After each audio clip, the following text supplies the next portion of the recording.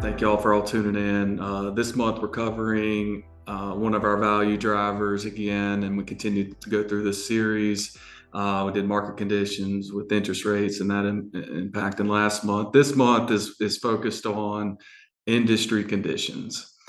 Industry conditions are very broad. There's lots of things that go into that, but they really matter to the valuation side of things when we look at this from preparing sellers for things that they control and don't control, and the same thing with buyers when they're looking at things that way. That we really know how to position this to make sure that we're maximizing the sale of the business and then trying to time it for the best of the sellers in particular.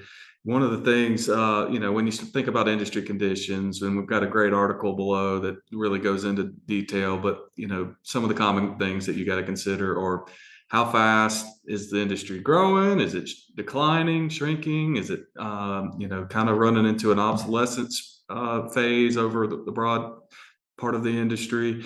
Or is it a robust industry, a new industry? So you got to look at that. Historical growth rates are part of that. Industry broad, U.S. market, global market, getting into that, and then also projected growth rates. Not only what's done in the past is the past, but you got to look at the future, and what does that look like, and what's the market size potential? That's another thing. How big is this industry today, and how big is it going to be 5 years from now? And trying to understand that. The competitive environment is a huge thing in the industry. How competitive is it? What are the barriers to entry? That's another value driver that we'll get in. That's more drilled into later. But technology. What's the risk of technology changing the industry and making the industry shift on a dime? Has that happened a lot in the past? Can it happen soon in the future? What do the experts think in that industry? And a lot of times the business owners have great visibility into that, but they need to make sure that they're be thinking about that as they're planning their business exit. Is the industry fragmented? Is it consolidated? If it's fragmented and there's lots of small businesses, there's going to be a ton of opportunities for M&A if that's an industry that is ripe for strategic acquisitions and consolidate, and for these private equity groups and strategic buyers to consolidate the industry. So what's the M&A activity in that particular industry, and that's, we got the ability to track all that, look at the data, look at the closed transactions to see what things are happening, who are the buyers, how much money do they have available, and are looking to spend.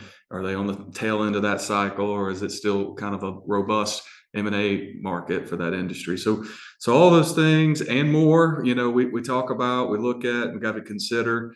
And sometimes, the industry conditions really, are going to be, they're going to be a big part of the conversation, but it's going to allow for us to learn more about the business and understand and ask the right questions to get in there and really help you navigate that from a independent perspective, and making sure that business owners or buyers are looking at these things correctly. So if you've got any questions, then reach out to us at Transworld. One of our brokers be glad to talk with you about that, about this particular segment and more. Will be plenty more in the months to come, but check out the rest of the article below. We've got some new listings coming to market and some other resources. Appreciate you tuning in, and see you next month.